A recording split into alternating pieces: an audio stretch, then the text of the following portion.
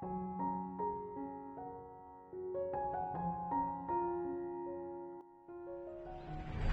będzie pochwalony Jezus Chrystus. Moi drodzy, ostatnio byliśmy w Poronimie z grupą naszą pielgrzymkową, natomiast dzisiaj jesteśmy na zakończenie naszego pielgrzymowego szlaku w Tyńcu, koło Krakowa, w benedyktyńskim opactwie, które jest czymś niesamowitym dla nas wszystkich i na pewno wartym odwiedzenia. Także z tego miejsca Was bardzo serdecznie pozdrawiamy i dzisiejszy odcinek Bogatych Słów właśnie tutaj chcę nagrywać. Przepraszam, że tak mrużę oczy, ale po prostu jest przedpołudnie, jest totalnie pod słońce wszystko nagrywane, ale czego się nie robi dla Pana Jezusa, prawda? Moi kochani, więc dzisiejsze Słowo Boże mówi nam o jedzeniu.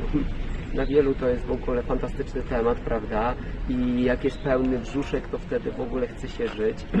Jest taki w ogóle często syndrom, że jak jest radość, to trzeba tą radość skonsumować, najlepiej coś zjeść z tej radości, żeby ją pomnażać. Albo w drugą stronę, jeżeli jest smutek, to najlepiej ten smutek zajeść, aby też jakoś się pocieszyć.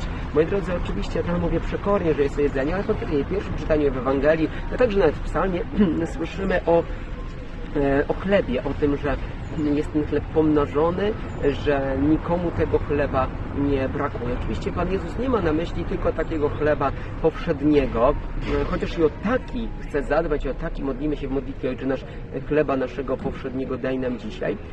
Natomiast Jego bardziej interesuje chleb niebieski, żebyśmy my, tak jak pragniemy zaspokoić nasze łaknienie tutaj ziemskim jedzeniem, tak żebyśmy pragnęli zaspokoić naszą duszę jedzeniem duchowym, czyli karmieniem się ciałem i krwią Chrystusa Pana. I teraz bardzo ważny aspekt, moi drodzy, w tym kontekście, mianowicie, czy ja w sobie mam takie pragnienie, aby właśnie karmić się Bogiem, aby nie tylko robić to od święta, czy nawet od niedzieli, ale jak najczęściej. Wielkim pragnieniem Pana Jezusa jest, żebyśmy mogli się codziennie karmić Eucharystią. Wiecie doskonale, że każdego dnia, poza sytuacją wiatyku, może każdy chrześcijanin, każdy katolik dokładnie przyjąć Pana Jezusa, ciało Jego i krew 2 razy w ciągu dnia. To jest wielka łaska, ale zobaczcie, jak wielu z nas z tej łaski nie korzysta i albo idzie w niedzielę tylko na mszę i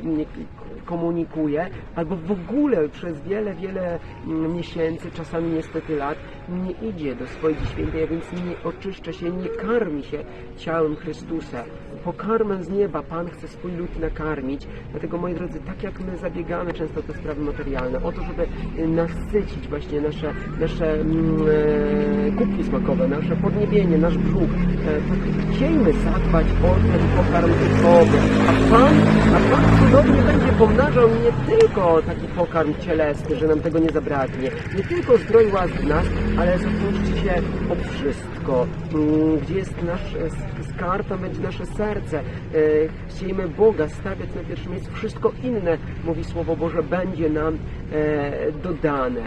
Kochani, życzę Wam bardzo serdecznie, abyście zapragnęli jak najczęstszego spotkania z Chrystusem w Eucharystii, w Komunii Świętej, aby ten pokarm stał się czymś najważniejszym, ten moment Komunii Świętej, najważniejszym momentem nie tylko tygodnia, bo to idę w niedzielę, ale nawet jak najczęściej każdego, daj Boże, każdego dnia. Z tego pięknego miejsca w Tyńcu od braci Bernardynów serdecznie Was błogosławię i pozdrawiam. Niech zatem On sam przez kapłańskie ręce Was błogosławi, nasz Bóg Wszechmogący, Ojciec i Syn i Duch Święty.